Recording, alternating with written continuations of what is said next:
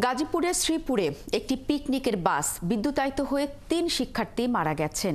আহত হয়েছেন আরও ২ জন। ময়মনসিংহ মেডিকেলে চিকিৎসাধীন ৩ শিক্ষার্থীর অবস্থাও গুরুতর।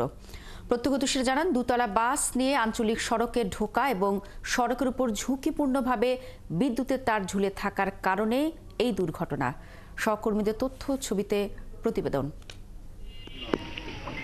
সকাল 10:30টার দিকে তেলিহাটি ইউনিয়নের উদয়খালী এলাকার আঞ্চলিক সড়ক ধরে দুতলা বাসে নিয়ে একটি রিসোর্টে পিকনিকে যাচ্ছিল ইসলামিক ইউনিভার্সিটি অব টেকনোলজির শিক্ষার্থীরা। প্রত্যক্ষদর্শীরা জানান, আকস্মিকভাবে রাস্তার উপর ঝুলে থাকা বিদ্যুতের তারে জড়িয়ে যায় বাসটি। লোকাল যারা আছে ওনারা বলতেছিলেন যে একজন মারা গেছেন, কিন্তু আমরা আসলে কি হয়েছে কিছু বুঝতেছিলাম না। আমাদেরকে বলছিল তোমরা বাসে সেফ থাকো, তোমরা বাস থেকে নামিও না। আমি এইসব বিষয়ে আমি কিছু বলতে পারবো না, কারণ আমি জানি না, কারণ আমি লগে আসি নাই। আমার লোক পাঠাই দিছি, পরবর্তীতে আমি জানতে পারছি যে সমস্যা হয়েছে, এই শুনে আর কি।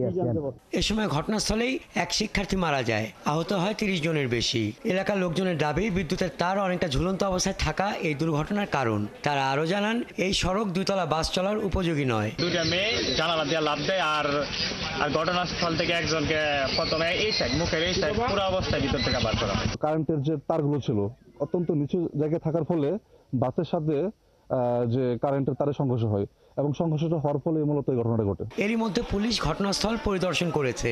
ইউনিভার্সিটি কর্তৃপক্ষ এবং যারা ডেড হয়েছে তাদের গার্জিয়ানরা যে আইনগত ব্যবস্থা নিতে চাইবে, আমরা সেটাই করি। আহতদের 5 জনকে ময়মনসিংহ মেডিকেলে নেওয়া হলে সেখানে 2 জনের মৃত্যু হয়। চিকিৎসকরা জানান, বাকি 3 জনের অবস্থাও গুরুতর। আমরা এই সমস্ত বডি পুলিশকে হস্তান্তর করব, তারপরে যেভাবে আইনি প্রক্রিয়া আছে সেভাবে সেটা চলবে।